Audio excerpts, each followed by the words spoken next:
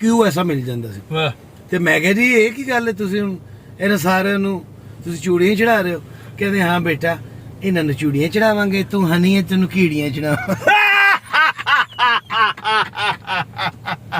हाजी अलबेला साहब जिंदाबाद और मेरा भाई हनी अलबेला पाइंदाबाद। Love you ਬॉस। ਮੇਰਾ ਘਰ ਜਿਹੜਾ ਨਾ ਇਹ ਗੰਦੀਆਂ ਆਬਸ਼ਾਰਾਂ ਤੋਂ ਲੰਘ ਕੇ ਤੇ ਥੋੜਾ ਜਿਹਾ ਸਜੇ ਕਰ ਲੋ तो भाई साहब मुस्कुराए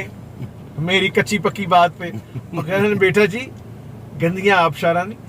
पेशाब शारा। हाँ हनी भाई थैंक यू ਸਰ ਅਸਲਾਮ ਅਲੈਕੁਮ। ਤੁਸੀਂ ਸਰ ਪਬਲਿਕ ਡਿਮਾਂਡ ਚ ਆਏ ਔਰ ਵੈਸੇ ਫੀਡਬੈਕ ਕੀ ਹੈਗਾ, कैसा लगा ਤੁਹਾਨੂੰ ਸ਼ੋ? ਤਾਹਿਰ ਭਾਈ ਮੈਂ ਕਿਉਂਕਿ ਨਾ ਉਹ ਅਲਹਮਦੁਲਿਲਾ ਮੈਂ ਜਿਹੜੀ ਵੀ ਗੱਲ ਕਰਨਾ ਬੜੀ ਹੀ ਅਥੈਂਟਿਕ ਔਰ ਬੜੀ ਅੱਲਾ ਦਾ ਸ਼ੁਕਰ ਹੈ ਓਵਰਆਲ ਜਿੰਨੇ ਵੀ ਸ਼ੋਜ਼ ਚੱਲ ਰਹੇ ਨੇ ਮਾਸ਼ਾਅੱਲਾ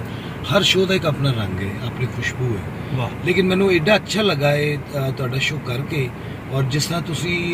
ਇੱਕ ਪੂਰੀ ਐਫਰਟ ਕਰ ਰਹੇ ਹੋ ਪਿੱਛੇ ਬਹਿ ਕੇ ਔਰ ਲੱਗ ਰਿਹਾ ਹੈ ਕਿ ਇਹ ਸ਼ੋਅ ਵਾਕਈ ਤੁਹਾਡਾ ਸ਼ੋਅ ਹੈ, ਠੀਕ ਹੈ ਜੀ। ਔਰ ਮੈਂ ਜੋ ਸੁਣਿਆ ਸੀ ਲੋਕਾਂ ਕੋਲੋਂ ਕਿ ਆਪਣਾ ਤਾਹਿਰ ਭਾਈ ਇੰਨੀ ਐਫਰਟ ਕਰਦੇ ਨੇ, ਵਰਨਾ ਇੰਝ ਹੀ ਹੁੰਦਾ ਹੈ ਕਿ ਕਿਤੇ ਆਰਟਿਸਟ ਐਫਰਟ ਕਰ ਰਿਹਾ ਹੁੰਦਾ, ਕਿਤੇ ਡਾਇਰੈਕਟਰ ਕਰ ਰਿਹਾ ਹੁੰਦਾ, ਤੇ ਇਹ ਜਿਹੜਾ ਮਿਕਸ ਕਰਕੇ ਤੁਸੀਂ ਇਹ ਸਿਲਸਿਲਾ ਸ਼ੁਰੂ ਕੀਤਾ ਹੈ ਤੇ ਤੁਹਾਨੂੰ ਬੜਾ ਸਲੂਟ ਹੈ ਔਰ ਬੜੀ ਮੁਹੱਬਤ ਔਰ ਪਿਆਰ ਭਰਾ, ਜਿਸ ਤਰ੍ਹਾਂ ਤੁਸੀਂ ਬਿਲਕੁਲ ਡਿਫਰੈਂਟ ਰੰਗ ਦਾ ਸ਼ੋਅ ਕਰ ਰਹੇ ਹੋ। ਇਹ ਸ਼ੋਅ ਕਿਸੇ ਨਾਲ ਮੈਚ ਨਹੀਂ ਕਰ ਰਿਹਾ। ਤੇ ਇਹਦੇ ਚ ਤੁਹਾਨੂੰ ਹਾਜੀ ਅਲਬੇਲਾ ਸਾਹਿਬ ਨਜ਼ਰ ਆ ਰਹੇ ਸਰ ਇਹਦੇ ਚ ਕੋਈ ਸ਼ੱਕ ਵਾਲੀ ਗੱਲ ਨਹੀਂ ਔਰ ਮੈਂ ਬੜਾ ਮਿਸ ਕਰ ਰਿਹਾ ਕਿ ਪਿਛਲੀ ਇੱਕ ਦੋ ਦਫਾ ਐਸਾ ਕੋਈ ਸਿਲਸਿਲਾ ਬਣਿਆ ਹੈ ਕਿ ਤੁਹਾਡੀ ਜ਼ੇਰੇ ਸਰਪ੍ਰਸਤੀ ਸ਼ੋਅ ਕਰਨ ਦਾ ਮੌਕਾ ऐसा कोई बन रहा सी लेकिन नहीं चलो बना यार जिंदा सोबत बाकी वो जो सिलसिला है मेरा जो है मैं अपने चैनल मीर टाकिस के लोगों को नाजरीन को बताना चाहूँगा कि हाजी अलबेला साहब जो देखते हैं मेरा चैनल उसमें आगे हाजी अलबेला साहब का मैं बेटा ही था, मैं इनका भाई ही हूँ बेशक। और मेरा पूरा नाम अगर लिखा और पुकारा जाए ताहिर सरोवर मीर अलबेला। तो हाजी साहब मैं इनका अरूज देखता हूँ, इनका स्टारडम देखता हूँ तो मुझे हाजी अलबेला साहब याद आते हैं और क्योंकि वो एक इंतहाई बेहतरीन कॉमेडियन तो थे, ह्यूमन बीइंग भी बहुत बड़े थे। और मैं एक वाकया छोटा सा शेयर करना चाहूँगा और फिर मेरे बॉन्ड के हवाले से हनी भाई बताएंगे जो हाजी साहब के साथ था मेरा। मैंने हाजी साहब का और उनका घर था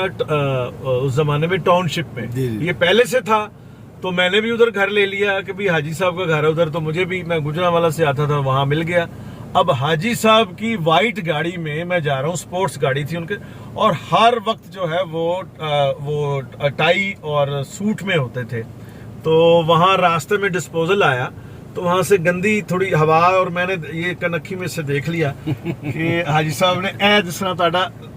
ए ना खूबसूरत नथने ए थोड़े चढ़ गए। तो मैं कहा हाजी साहब ए मेरा घर जिहड़ा ना ए गंदियां आबशारां तो लंघ के ते थोड़ा जिहा सजे कर लो। तो हाजी साहब मुस्कुराए मेरी कच्ची पक्की बात पे और कह रहे बेटा जी गंदियां आबशारां नहीं पेशाब शारा। और खामखा हमें हमारी ब्रांडिंग करते रहते थे हाजी साहब और हमारी बातों पे एक मुझे याद है खुशबू की सालगिरह होती थी यहाँ बरकत मार्केट में। हाजी अलबेला साहब बैठे हैं, मैं बैठा हूँ, इधर मीरा बैठी है जी। तो वो मीरा अताई थी, उन दिनों भी अताई थी जब आई थी। सो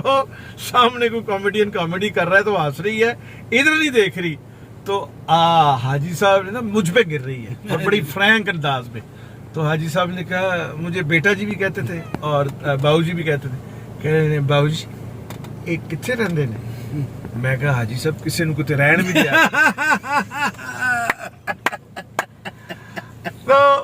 ओहो हली भाई मैं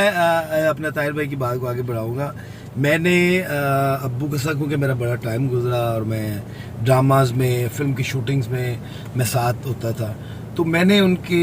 ज़बान से दो नाम कसरत से सुने हैं जो घर में भी जिनका तस्करा होता था। उनमें अपना ताहिर सरोवर मीर साहब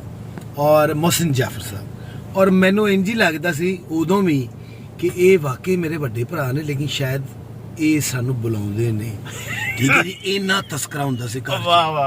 कि कोई नाराजगी है ते अब्बू ना चोरी चोरी इन्हां दा नाम लैंदे ने। ते ओ जदों मैं मिलिया ते मैनू इंज ही महसूस होया अपना ਤਾਹਿਰ ਭਾਈ ਵੱਲੋਂ ਵੀ ਤੇ ਮੋਹਸਿਨ ਜਾਫਰ ਸਾਹਿਬ ਵੱਲੋਂ ਵੀ ਕਿ ਮੇਰੇ ਵਾਸਤੇ ਇੰਨੇ ਦੁਆ ਗੋ ਔਰ ਇੰਨੀ ਮੁਹੱਬਤਾਂ ਲੈ ਕੇ ਔਰ ਇੰਨੀਆਂ ਦੁਆਵਾਂ ਲੈ ਕੇ ਫਿਰ ਰਹੇ ਨੇ ਕਿ ਜਿੱਥੇ ਵੀ ਅਸੀਂ ਕੰਮ ਕਰ ਰਹੇ ਹਾਂ ਪਿੱਛੇ ਦੁਆਵਾਂ ਚੜੀਆਂ ਨੇ ਔਰ ਉਹ ਮੇਰੇ ਤੱਕ ਅਲਹਮਦੁਲਿਲਾ ਪਹੁੰਚਦੀਆਂ ਰਹੀਆਂ ਤੇ ਮੈਂ ਬੜਾ ਸ਼ੁਕਰਗੁਜ਼ਾਰ ਹਾਂ ਤਾਹਿਰ ਭਾਈ ਦਾ ਔਰ ਮੋਹਸਿਨ ਜਾਫਰ ਸਾਹਿਬ ਦਾ ਔਰ ਜਿੰਨੇ ਵੀ ਉਹ ਪਿਆਰੇ ਲੋਕ ਨੇ ਕਿ ਅੱਲਾਹ ਪਾਕ ਇਹਨਾਂ ਨੂੰ ਸਿਹਤ ਤੰਦਰੁਸਤੀ ਦੇਵੇ ਔਰ ਇੰਜੀ ਢੇਰੋਂ ਕਾਮਯਾਬੀਆਂ ਇਸ ਵਕਤ ਜੋ ਜੌਨਰਾ ਚੱਲ ਰਿਹਾ ਨਾ ਆਪਣਾ ਤਾਹਿਰ ਭਾਈ ਜੀ ਬੜਾ ਮੁਸ਼ਕਿਲ ਬੜਾ ਟਫ ਟਾਈਮ ਹੋਇਆ ਹੈ ਇਹਦੇ ਵਿੱਚ ਆਪਣੇ ਆਪ ਨੂੰ ਰੈਕਗਨਾਈਜ਼ ਕਰਵਾ ਕੇ ਤੇ ਨਾਲ ਟੂਰਨਾ ਸ਼ੋਆਂ ਦੇ ਔਰ ਮੈਨੂੰ ਬੜਾ ਅੱਛਾ ਲੱਗਾ ਕਿ ਪਬਲਿਕ ਡਿਮਾਂਡ ਸ਼ੋ ਐਸਾ ਖੂਬਸੂਰਤ ਨਿੱਟ ਹੋ ਕੇ ਹੋ ਰਿਹਾ ਵੇ ਕਿ ਗੈਸਟ ਨੂੰ ਵੀ ਨਾ ਆ ਕੇ ਮਜ਼ਾ ਆ ਰਿਹਾ ਹਾਲਾਂਕਿ ਗੈਸਟ ਪਰੇਸ਼ਾਨ ਹੋ ਜਾਂਦਾ ਕਿ ਯਾਰ ਮੈਂ ਕੀ ਕਰਨਾ ਲੇਕਿਨ ਐਡਾ ਖੂਬਸੂਰਤ ਔਰ ਐਡਾ ਨਿੱਟ ਪ੍ਰੋਗਰਾਮ ਜਿਹੜਾ ਹੈ माइंड ब्लोइंग बेहतरीन ये कॉमेडी के रणबीर कपूर कह रहे हैं मैं तो कुछ भी नहीं कह रहा और मुझे हाजी साहब दा मुहब्बत दा एक होर रेफरेंस याद आ गया कि जंग अखबार च होने सा मैं ते मोहसिन जाफर तो हाजी साहब बाहर बहुत जाते थे इंटरनेशनल टूर भी करते थे यहाँ भी रहते थे और बाहर ਜਦੋਂ ਜਾਂਦੇ ਸਨ ਤੇ ਸਾਡੇ ਲਈ ਸ਼ਰਟਾਂ ਲਿਆਉਂਦੇ ਸਨ ਤੇ जंग अखबार उत्ते ही ले आते सन सेकंड फ्लोर में हमारा दफ्तर था तो जब वो शर्टें पकड़ी होती थी तो दफ्तर देखता था तो मैंने एक दिन मासूम आदमी भी थे हाजी साहब साफ आदमी थे मैं कहा हाजी साहब ਇਹ ਸ਼ਰਟਾਂ ਨਾ ਤੁਸੀਂ ਥੱਲੇ ਰੱਖਿਆ ਕਰੋ ਤੇ ਸਾਨੂੰ ਥੱਲੇ ਬੁਲਾ ਲਿਆ ਕਰੋ ਕਹਿੰਦੇ ਨੇ ਕਿਉਂ ਬੇਟਾ ਜੀ ਮੈਂ ਕਿਹਾ ਉਹ ਦਫ਼ਤਰ ਵਾਲੇ ਸਮਝਦੇ ਨੇ ਤੁਸੀਂ ਸਾਨੂੰ ਰਿਸ਼ਵਤ ਦਿੰਦੇ ਹੋ तो मेरी नाज़रीन मेरी जब शादी हुई 1990 में तो हाजी साहब और अमानुल्लाह साहब बाहर ड्रामा कर रहे थे जैकेट नहन हैकल तो शादी पे वो शिरकत नहीं कर सके गुजरांवाला में बारात थी तो हाजी अलबेला साहब जब वापस आए तो मैं आपको बता नहीं सकता ऐसे वापस आए जैसे वो मामू आता है शादी पे जो सगा मामू होता है और भांजे से प्यार भी करता है तो हाथों में खुला होता है ट्रंक भर के मेरी अम्मी के लिए कपड़े मेरे अब्बा के लिए कपड़े मेरे पास जो उन्होंने शादी का कोड दिया हुआ है 1990 का 30 साल 32 साल हो गए 33 साल तो वो मेरे पास पड़ा है मुझे कपड़े भी दिए अनसिले लाए उधर से और डेडी डिजाइनर से जाके उन्होंने कहा कि ये मेरा बेटा है ये पेंट कोट और पैसे भी हाजी साहब ने दिए फिर उसका मैं कपड़े जब पहन के वो निकलता था लाहौर में तो मुझे हाजी सुल्तान राई साहब और शायदा मिनी वो खड़े थे काके दा खड़ाक फिल्म की शूटिंग थी एवरन्यू में मुझे आवाज आई हेलो तो मैंने पीछे मुड़ के देखा